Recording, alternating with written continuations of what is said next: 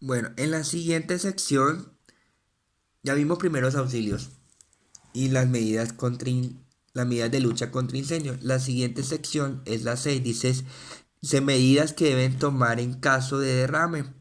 Aquí también nos va a decir la precaución en caso de un derrame de esas sustancias químicas, cuál es la forma correcta de actuar. La séptima dice manipulación y almacenamiento.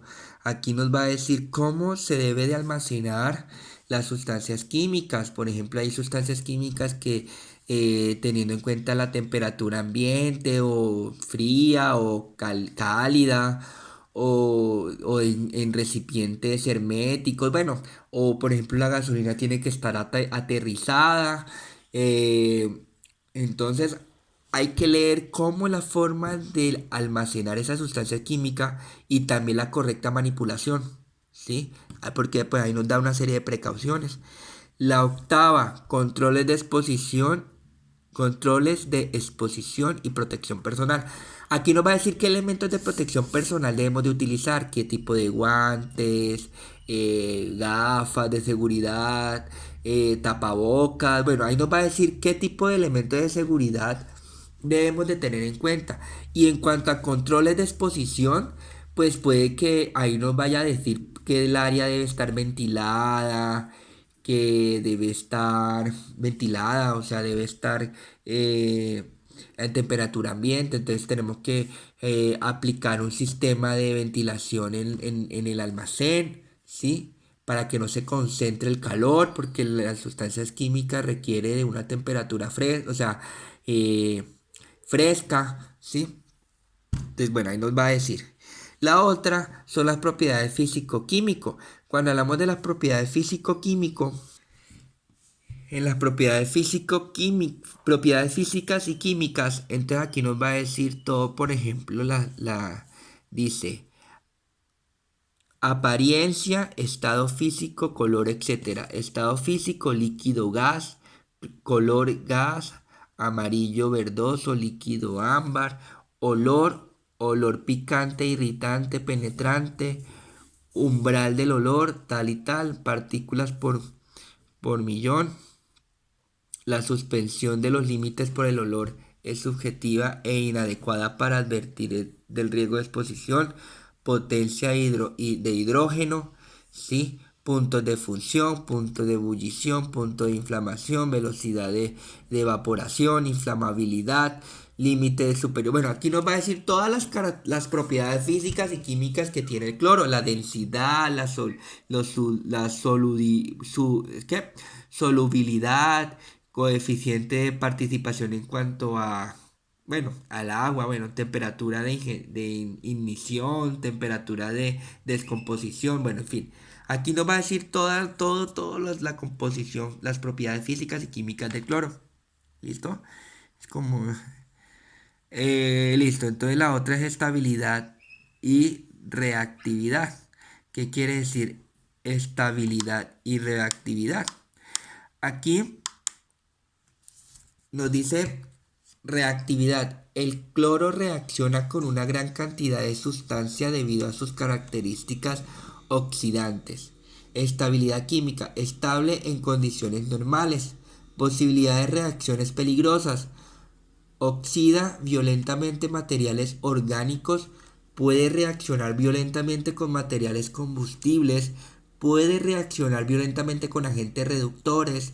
El cloro licuado puede presentar reacciones violentas o explosivas y o incendiarse al contacto con bisulfuro, bisulfuro de carbono, hierro, ¿sí?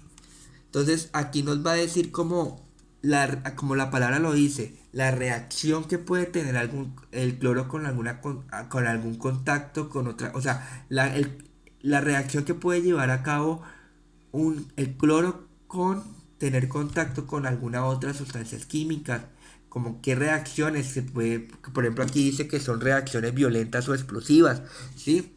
Y también qué tan estable es las sustancias químicas, entonces ahí nos va a decir, ¿ok? Entonces aquí por ejemplo nos dice productos de descomposición peligrosos, bajo condiciones normales de uso y almacenamiento no debe producirse descomposición en productos químicos, en productos peligrosos, en descomposición en productos peligrosos.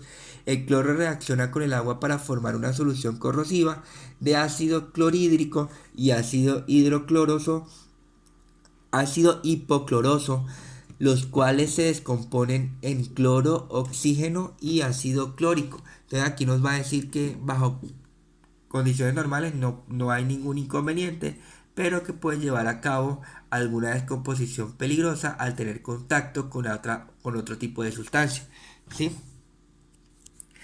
Vamos, esta es la sección 10, estabilidad y reactividad. ¿Qué tan estable es la sustancia química y qué reacción puede tener al tener contacto con otras sustancias o con el ambiente como tal?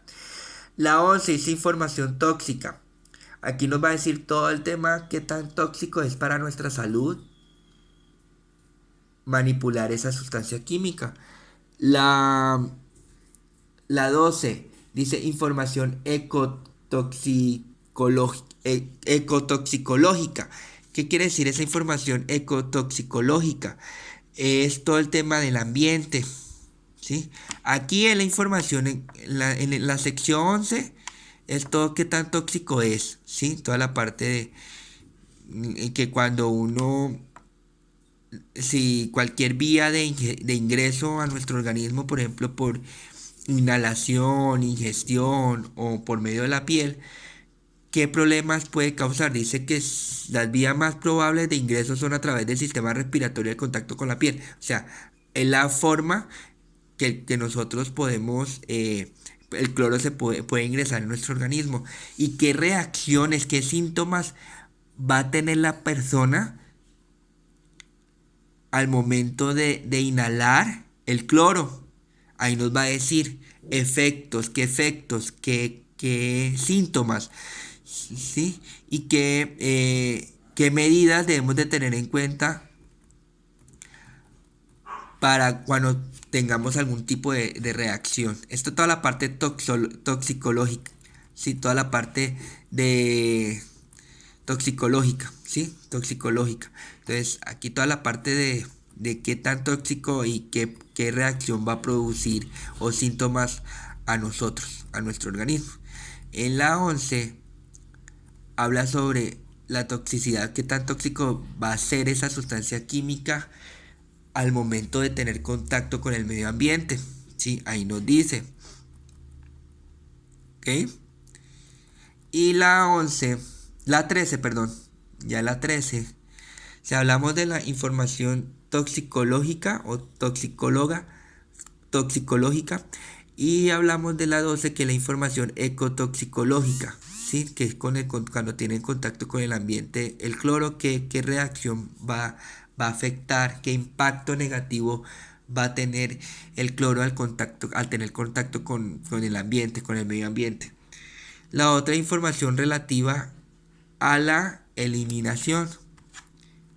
Entonces, en esta sección, en la sección 13, nos va a decir cómo nosotros podemos dar, cómo es la forma correcta para dar un manejo a la disposición final de esos residuos peligrosos.